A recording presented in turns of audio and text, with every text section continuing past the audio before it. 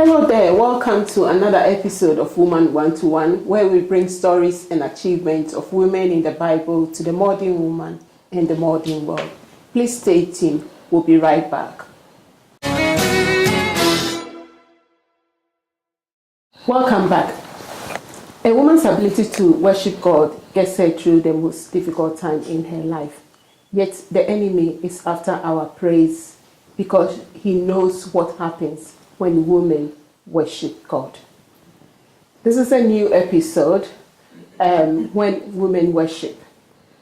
And today again, to discuss one of these women in the Bible that we can relate to is it's my own buddy, my friend, Sister Jumoke. You're welcome.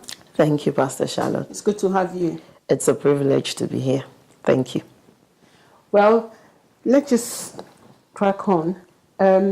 Today we want to talk about Hannah. Okay.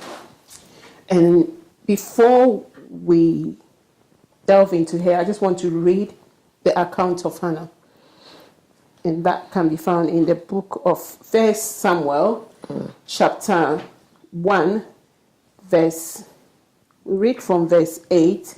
Why are you crying, Hannah? Elkanah would ask. Why weren't you eating? Why be downhearted just because you have no children? You have me. Isn't that better than having 10 sons? Once, after a sacrificial meal at Shiloh, Hannah got up and went to pray. Eli, the priest, was sitting at his customary place beside the entrance of the tabernacle. Hannah was in deep anguish, crying bitterly as she prayed to God, and she made this vow.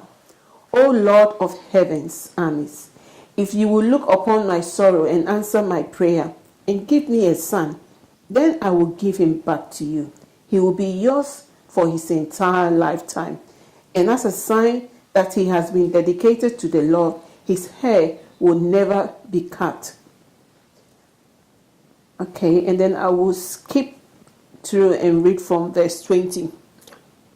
In due time, she gave birth to a son. She named him Samuel, for she said, I asked the Lord for him. The next year, Elkanah and his family went on their annual trip to offer a sacrifice to the Lord and to keep his vow. But Hannah did not go. She told her husband, wait until the boy is weaned. Then I will take him to the tabernacle and leave him there with the Lord permanently. Whatever you think is best, Elkanah agreed. Stay here for now, and may the Lord help you keep your promise. So she stayed home and nursed the boy until he was weaned. When the child was weaned, Hannah took him to the tabernacle in Shiloh. She brought along a 3-year-old bull for the sacrifice and a basket of flour and some wine. After sacrificing the bull, she brought the boy to Eli. Say, do you remember me? Hannah asked. I am the very woman who stood here several years ago praying to the Lord. I asked the Lord to give me this boy, and he has granted my request. Now I am giving him to the Lord, and he will belong to the Lord his whole life. And they worship the Lord there. The last bit. And now I am giving him to the Lord.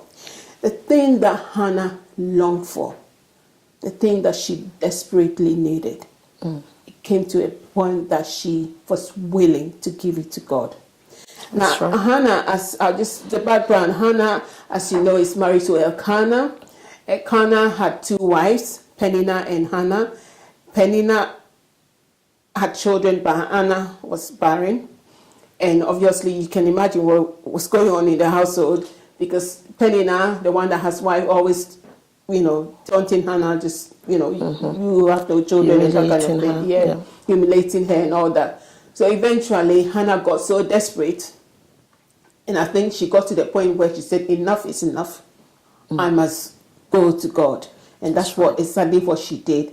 And she poured her heart. That's right. The Bible says her voice was not heard, but it was the anguish of her soul and the depth of what she was going through. She poured it to God. The God that sees, the God that answers. She went to the right place. and That's God right. heard her. That's Even right. to the point Eli the priest thought that she was a drunkard. But then, obviously, as it transpired, he knew that this is a desperate woman. And Yeah. she said, may your request be granted to Be you. granted unto you. Yeah. But the thing I want us to talk about, Hannah made a vow. That's right. Hannah made a vow. She made Can a you vow. shed light on that? Because that is really... I believe Anna came to a point in her life where there was nothing else to do. Yes. No hope.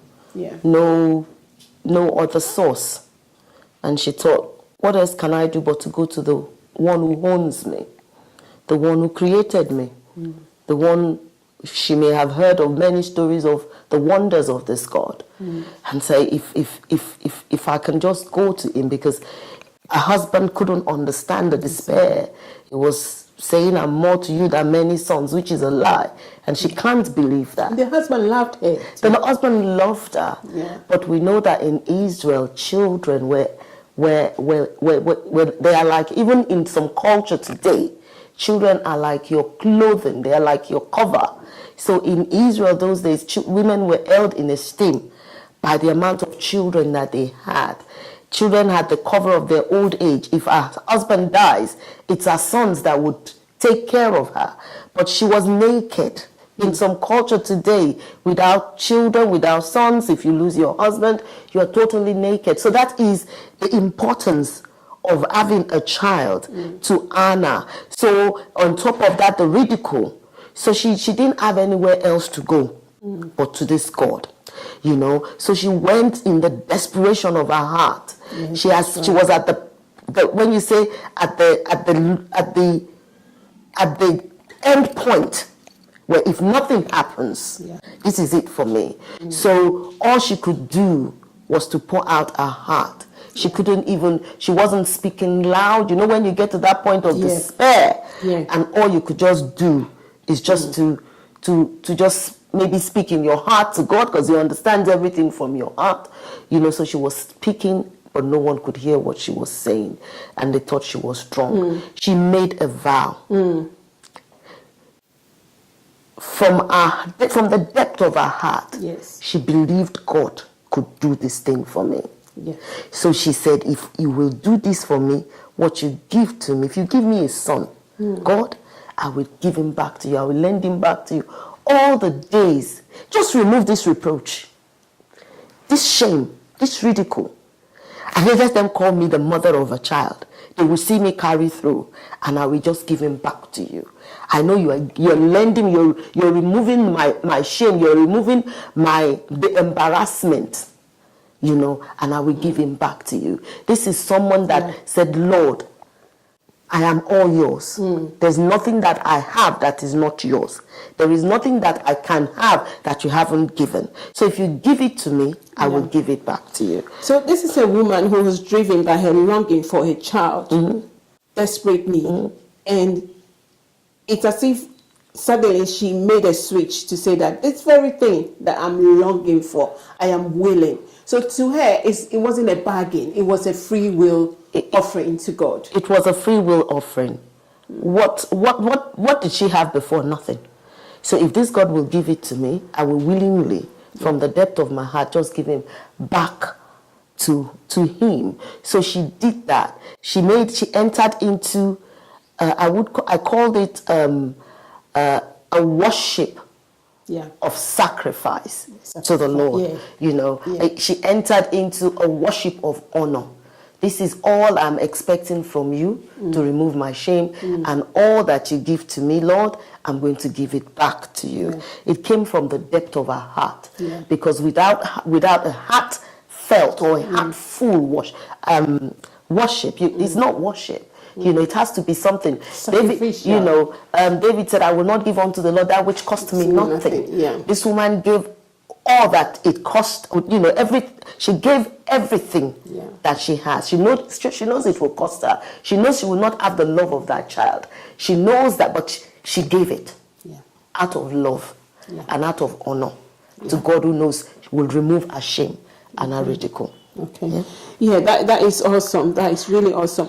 Also, you know, okay, this is a woman. That's okay. The scripture tells us that we should worship God in everything. In everything, not for the situation, but we should worship God for everything. Everything. There is a key element here.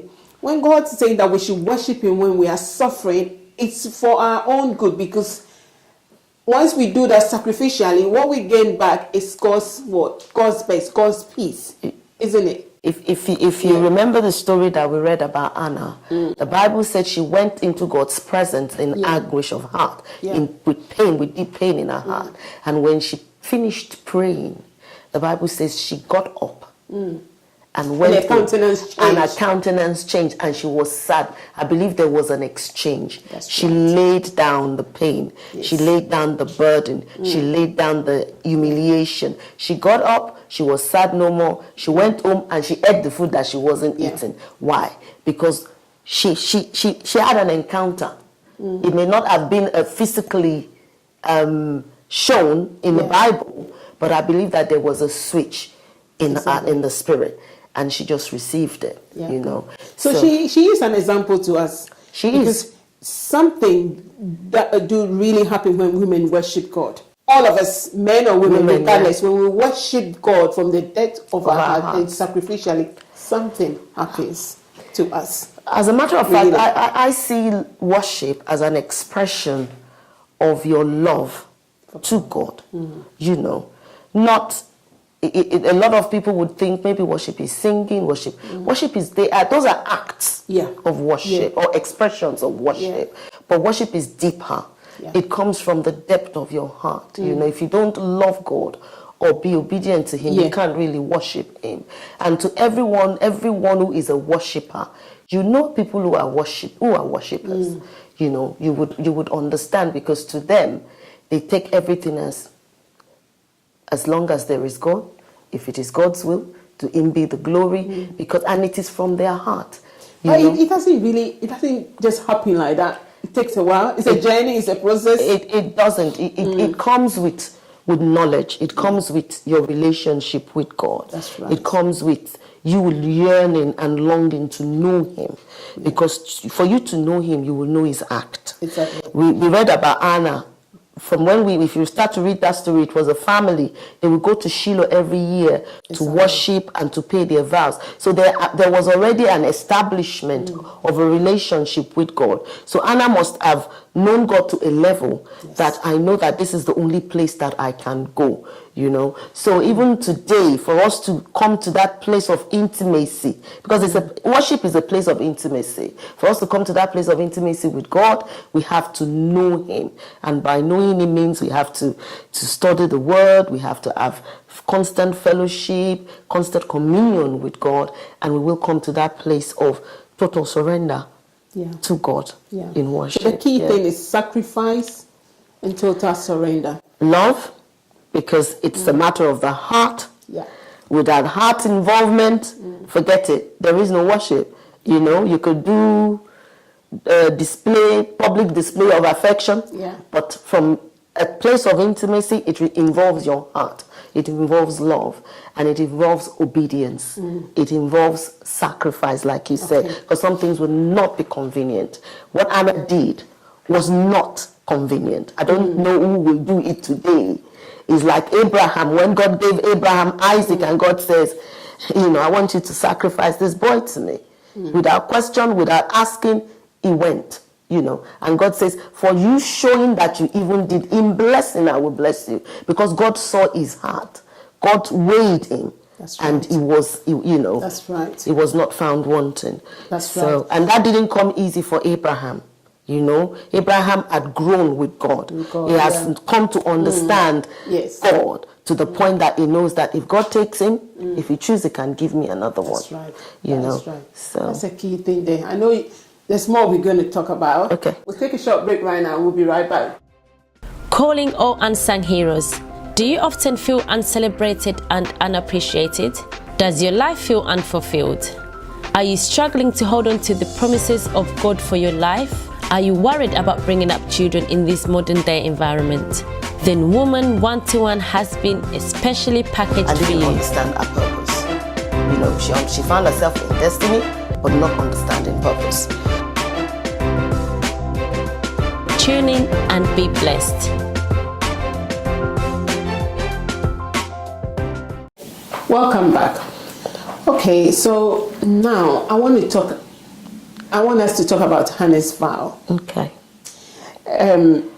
Numbers chapter 30 verse 6 to 8 tells us that if a woman makes a vow and the husband hears about it, the husband can revoke the vow. In Hannah's case, Elkanah heard about the vow because when he asked her to go with her to Shiloh, with him to Shiloh, she said, "Oh, I need to win this child because this is my vow to the Lord." Elkanah heard it, but he didn't say anything because he knew his wife. What is it about vow that we make to the Lord? Because sometimes when people are desperate, they kind of make vow, thinking that by making vow, God will answer prayers. But God doesn't do that. God doesn't answer our prayers because we've made a vow. It wasn't impulsive. It was a heartfelt one. It was something that was deep in her heart. This is one of her qualities. I just want us to share light on what light can you share on that? I think when it comes to vow, and remember the culture that Anna actually came from, vows are something that are taken very seriously. Not in today's world that people just think, oh, I can just make this vow, and if God does it, then I could revoke it. Vow is like two people coming into a contract, a covenant, and once one party has done their own bit or committed to their part of the contract, obviously the other party too needs to commit with that. If any one of them breaches, it means that covenant does not hold, or that covenant is invalid. What Anna did in exchange of her shame and her humiliation, she didn't do it out of impulse. She didn't do it out of show of lip service. Yes. Because even the Bible says that when she was praying, no one even heard what she was saying. It was something she did from the depth of her heart. She must have thought about it before leaving home and say, what do I do? How do I, okay, I'm going to go to God. It was a choice she made. She made a conscious decision. That's right. That's the key word, a conscious one. She made a conscious decision that if God would answer my cry and remove this shame, this cloth of shame and humiliation from me, and cover me, and give me, grace me. Funny enough, Anna means grace. Yeah. And if you would grace me, my name matching, honoring me to the point that what you do for me matches my name, I will give it all back to you. It was a conscious decision she made. She's a sincere woman. Yeah. She is a woman of honor. Because it takes an honorable person to keep to their part of the bargain. That's right. She was, a honorable person. That is why her husband wouldn't even have been able to change her mind. Is it the woman that he gives double portion to? The woman that knows that he loves her, but she knew who God is. She comes from a family that already knows God. So, and I thank God that Elkanah too honors vows, because the Bible will say he goes back to Shiloh to do his sacrifice and to pay his vow. So he knows the importance of vow. And Anna, for her to make that vow, she didn't pull back. We've had some people that will go into surrogate agreement, and once they see the child, they say, no, I'm falling in love with this baby. Yeah. No, but she didn't do that. Yeah. She was consistent. Yeah. That is true. But so we see Hannah desperate for a child. Something has happened to her heart for her to say that this very thing that I'm desperate for, I'm willing to give it to God. And she gladly gave it to God and sealed it with a vow, which she honored. So, in effect, God has found what he was looking for. God was looking for a prophet, but he was also looking for a vessel through whom the prophets would come out of. And here is a vessel. The vessel came, God had really dealt with her to the point that she's prepared. Do you know what? I believe that God knows the end from the beginning. Exactly. The Bible said Anna's womb was shut by God. Mm-hmm. There's certain women in the Bible, if you read it, when Yeah. God shuts their womb, He shuts it for a reason. Yeah. And when He opens that womb, great people actually come out of it. So Anna's womb was shut. So Anna had to go through that rigor, and our own personality and our own faith in God, because the vow she made to was a vow of faith. I've not received it yet, but Lord, I know you will. And when you do, I will give in to you. That's another key. So key point it's a here. vow of faith. It's the hope of, the evidence of things not, the hoped for, and the evidence of things not seen. So she gave it anyway. So God has been waiting. God has a plan. Exactly. And God's plan is always executed by available vessel and humans. So Anna stepped to the plate, when she went to him, and God said, yes, Yeah. now I can open this womb. I can have myself a prophet, that would honor me and be faithful and walk faithfully before me. And we could tell the fact that Anna honored God.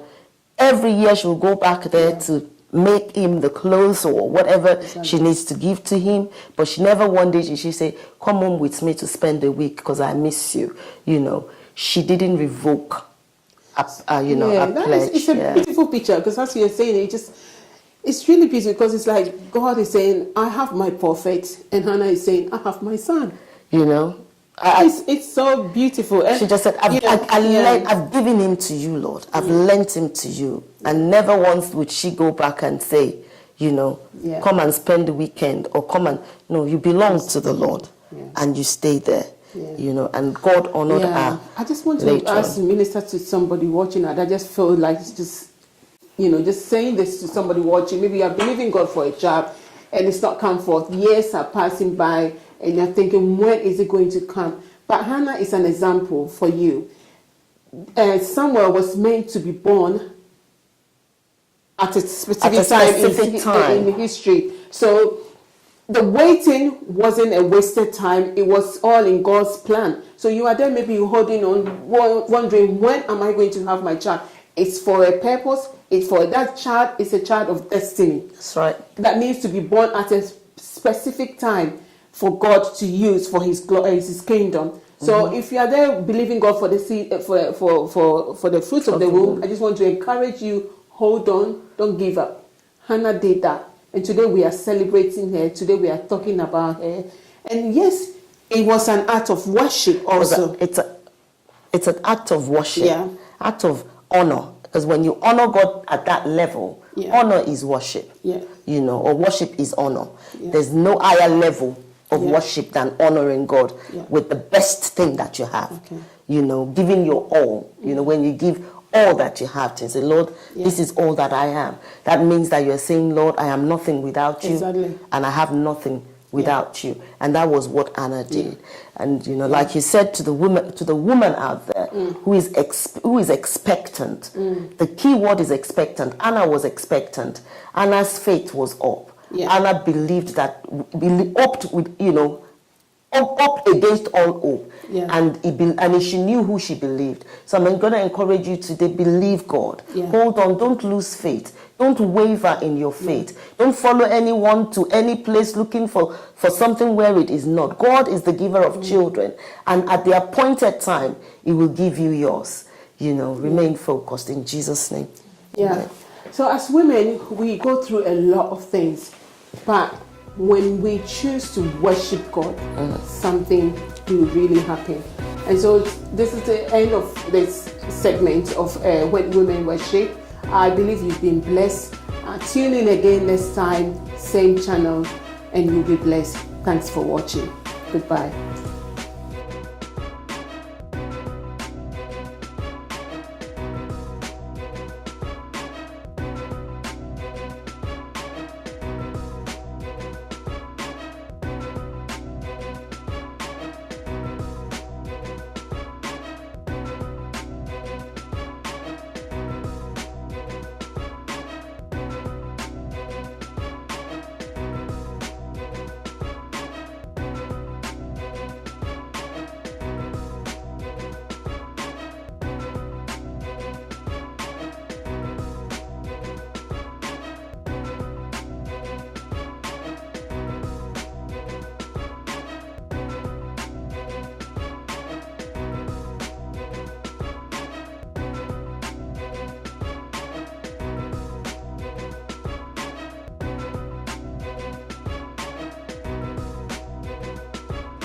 Calling all unsung heroes. Do you often feel uncelebrated and unappreciated? Does your life feel unfulfilled? Are you struggling to hold on to the promises of God for your life? Are you worried about bringing up children in this modern day environment? Then Woman 121 has been especially packaged for you. I didn't understand her purpose. You know, she found herself in destiny, but not understanding purpose. Tune in and be blessed.